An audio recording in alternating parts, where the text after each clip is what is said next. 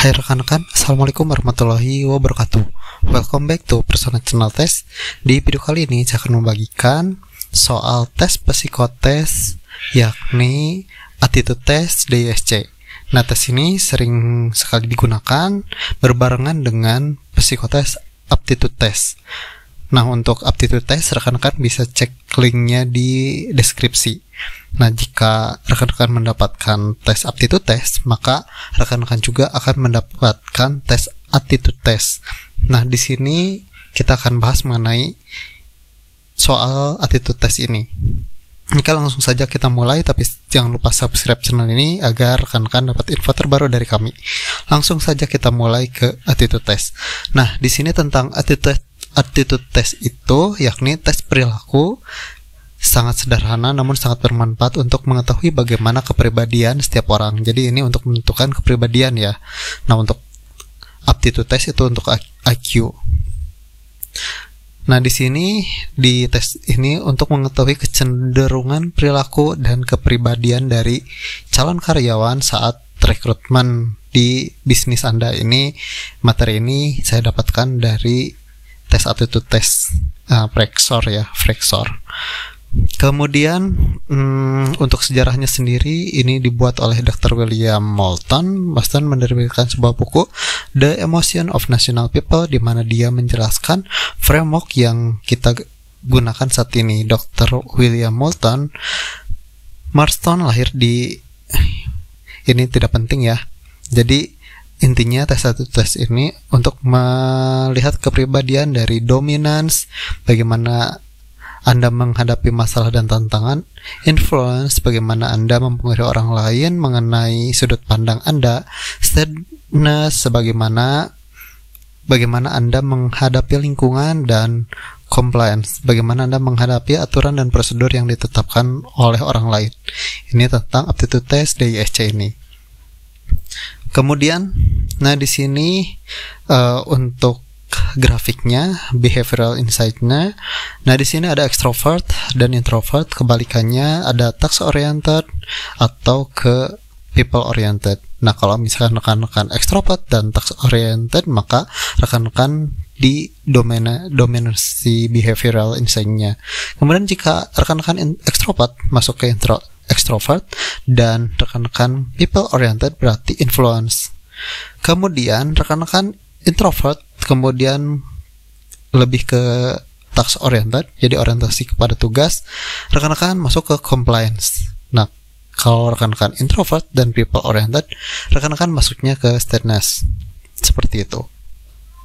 Lanjut ke di sini adalah keterangan ketika rekan-rekan kepribadian rekan-rekan domains. Nah, di sini keterangannya kompetitif, berani, penentu, langsung, inovatif, gigih, pemecahan masalah, berorientasi pada hasil, pemulai. Ini ketika rekan-rekan setelah tes DISC lebih ke dominance yang tadi saya jelaskan.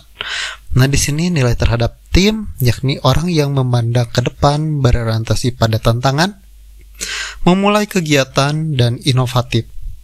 Lingkungan ideal bagi kepribadian dominance ini yakni kebebasan dari kontrol, pengawasan, dan detail. Sebuah lingkungan yang berorientasi inovatif dan futuristik. Forum untuk mengekspresikan ide sudut pandang. Kemudian pekerjaan non-rutin, kemudian bekerja dengan tantangan dan kesempatan. Nah, kecenderungan di bawah stres, menuntut, gelisah, agresif, dan egois. Kemudian keterbatasan yang mungkin terlalu sering menggunakan posisi, set standar yang terlalu tinggi, kurang taktis, dan diplomasi, mengambil terlalu banyak dan terlalu cepat. Nah, emosi dari dominance ini tinggi ya, emosi dari D itu tinggi yakni pemarah. Ini yang di kepribadian dominance, ketika rekan-rekan cenderung ke dominance. Kemudian selanjutnya ketika rekan-rekan lebih ke influence. Nah, keterangannya itu luas, percaya diri, meyakinkan, antusias, menginspirasi, optimis, persuasif, populer, supel, penuh kepercayaan.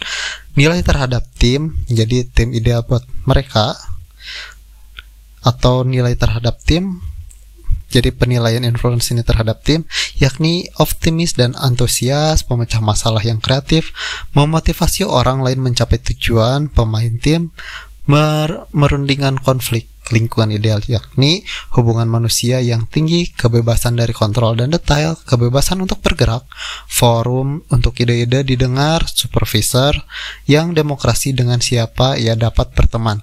Kecenderungan influence di bawah stres yakni mempromosikan diri sendiri, terlalu optimis dan tidak realistis. Nah, keterbatasan yang mungkin dipunyai oleh influence yakni tidak detail, tidak realistik dalam menilai orang, percaya pada semua orang, pendengar yang situasional, kemudian emosi dari influence yakni optimis.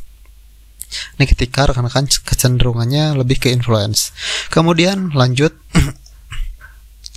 ke ketika rekan-rekan lebih ke steadiness. Nah, di sini keterangannya untuk steadiness ini baik hati, ramah, pendengar yang baik, sabar, santai, tulus, dan lain-lain ya. Nah, kemudian nilai terhadap tim, pemain tim yang dapat diandalkan, bekerja untuk pemimpin dan atasan, sabar dan empati, pemikir yang logis, berorientasi pada layanan. Nah, kemudian lingkungan yang ideal bagi steadiness ini, lingkungan yang stabil dan dapat diprediksi, lingkungan yang memberikan waktu untuk perubahan, hubungan kerja jangka panjang, sedikit konflik di antara orang-orang, bebas dari aturan yang ketat. Kemudian kecenderungan di bawah stres itu tidak demonstratif, tidak peduli, ragu-ragu, kemudian tidak fleksibel. Keterbatasan yang mungkin itu mengalah untuk menghindari kontroversi, kesulitan dalam menetapkan prioritas, tidak menyukai perubahan yang tidak beralasan, kesulitan menghadapi situasi yang beragam. Emosi dari S itu tinggi ya, yakni tidak emosional. Selanjutnya yakni compliance, keterangan bagi seseorang yang cenderung compliance yakni akurat, analitikal, teliti, sopan, diplomatik, penemu fakta, standar tinggi, dewasa, sabar, dan tepat. Ini lebih ke accounting ya. Accounting yang berhubungan dengan angka ini masuk lebih ke compliance.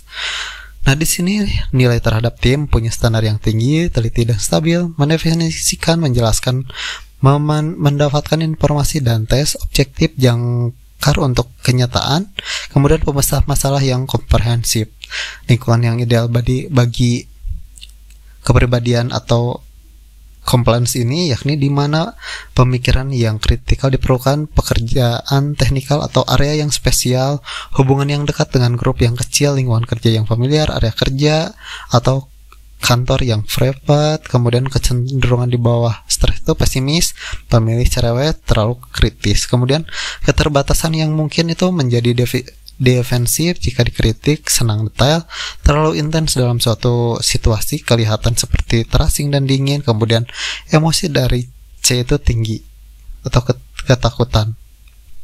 Nah, ini untuk yang compliance ini. Ini atasan saya ini masuk ke sini ya, masuk ke compliance.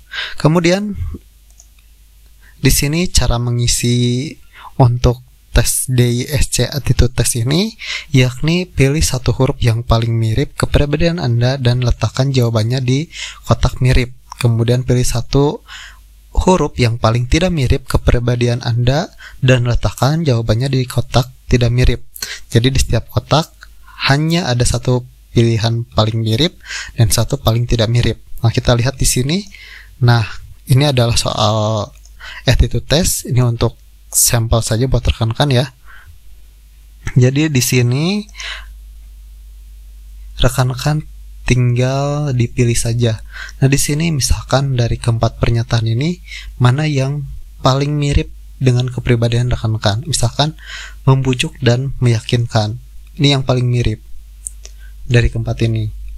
Kemudian dari keempat ini asli, berdaya cipta, dan individualis itu bukan, tidak mirip dengan kepribadian. Seperti ini ya untuk cara mengisinya.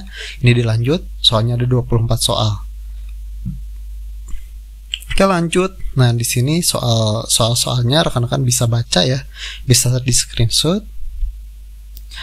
Nah, kemudian ini salah satu contohnya untuk jawabannya seperti ini ya.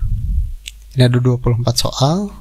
Kemudian setelah dilihat jawaban ini, untuk interpretasinya itu menggunakan Fraxor atau software dari Fraxor lupa lagi saya tuh. Pokoknya salah satu biro psikologi, udah lupa ya. Pokoknya dari program softwarenya itu Fraxor. Oke, lanjut. Nah, di sini grafiknya nih. Ini untuk grafiknya. Nah, grafik di sini dari hasil jawaban tadi. Pekerjaan kantor ya, adaptasi pekerjaan kantor, alami sehari-hari di rumah, perilaku dasarnya ya. Kemudian titik paling tinggi adaptasi, kemudian alami, rekan-rekan bisa dilihat di sini tinggi promoter ya. Kemudian detailnya itu seperti ini. Rekan-rekan bisa baca dari jawaban tadi.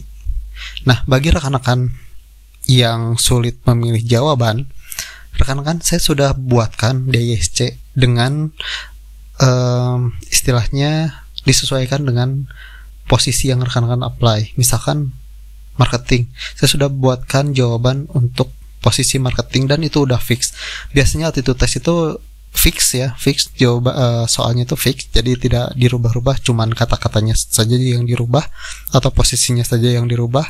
Dan saya sudah bikinkan dan itu udah sesuai dengan karakteristik untuk misalkan bagian marketing saya bikin, kemudian untuk produksi, kemudian untuk supervisor atau manager.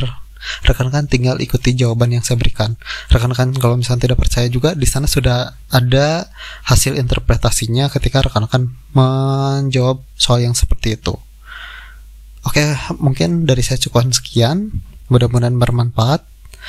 Sekian dari saya. Wassalamualaikum warahmatullahi wabarakatuh.